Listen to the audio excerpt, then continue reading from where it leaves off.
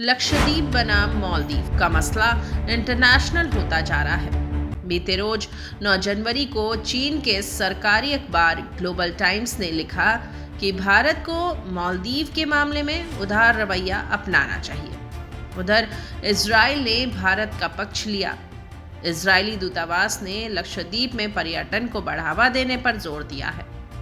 अगर किसी भी देश का मंत्री भारत जैसे देश के राष्ट्राध्यक्ष पर आपत्तिजनक टिप्पणी कर दे तो खमियाजा लाजमी है।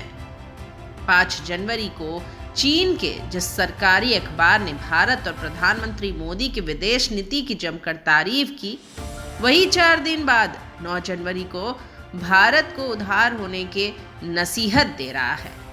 साथ में ये भी लिख रहा है कि भारतीय मीडिया ने मालदीव के राष्ट्रपति मोहम्मद मोइज़ू पर प्रो चीन का टैग लगा दिया है। दूसरी तरफ इजराइल है।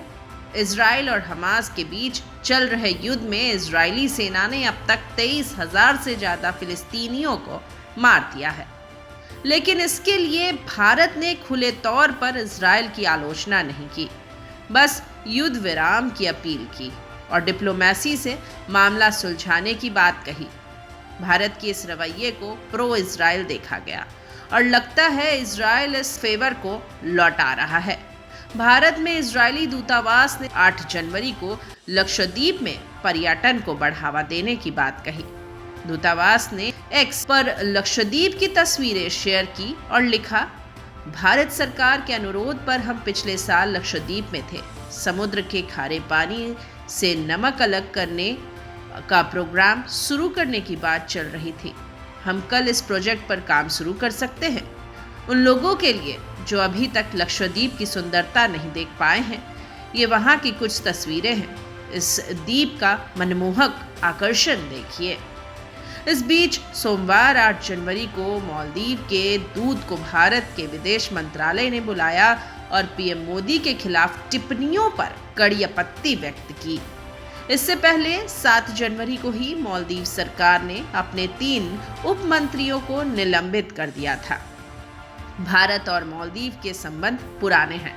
साल 1965 में मालदीव की स्वतंत्रता को मान्यता देने और उसके साथ राजनयिक संबंध बनाने वाले पहले देशों में से भारत एक था। दोनों देशों के बीच सैन्य, आर्थिक और राजनीतिक क्षेत्रों में घनिष्ठ मैत्रीपूर्ण संबंध है। लेकिन हाल के महीनों में नए राष्ट्रपति मोहम्मद मोइज़ू के पदभार संभालने के बाद से भारत और मालदीव के बीच तनाव आया है। मोहम्मद मोइज़ू को चीन का करीबी माना जाता है और उन्होंने विदेश नीति के बदलाव के संकेत भी दिए हैं। जिस दिन ये विवाद शुरू हुआ वो चीन के दौरे पर थे।